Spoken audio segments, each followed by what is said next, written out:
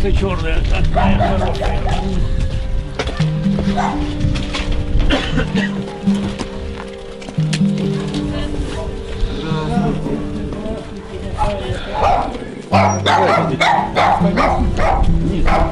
Разберемся. А тільки думали, свій без вас. Заходьте, заходьте. Можешь поговорить. Привет передам. Ему тоже. Вот как раз с ним разговаривали. Как он? Ну, как в тюрьме. Не, ну здоровье. Хорошее, ну, нормально. Настроение главное. Нормально. Мы вот с друзьями приехали 8 февраля сегодня в дом мамы Владимира Балуха, так как у него сегодня день рождения. Сам он находится известно где, в тюрьме, но люди не забывают о таких принципиальных хороших людях.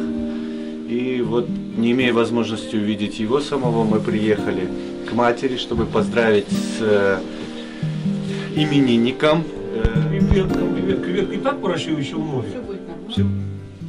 Пані Наталя, хоч із запізненням, але дорога зараз така, я хочу передати вам вітання з святами, які пройшли від президента Дякую. України, Дякую. пана Петра Порошенка. Це вам. Ну і Володимира, звичайно. От крымских татар вам книжечка. Крым – наша благословенная земля. Чекаю його, ще не вмираю. Буду ждати його.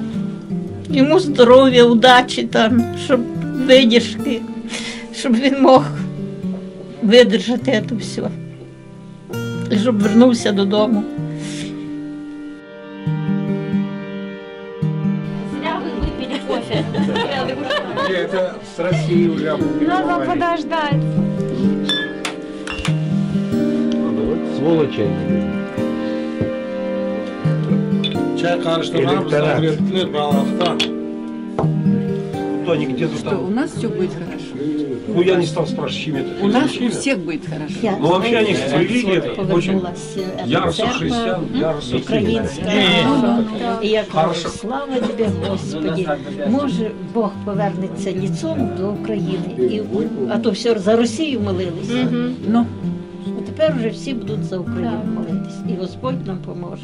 Ну, це історична справедливість. да. Так Да. повинно було Да. бути. Да.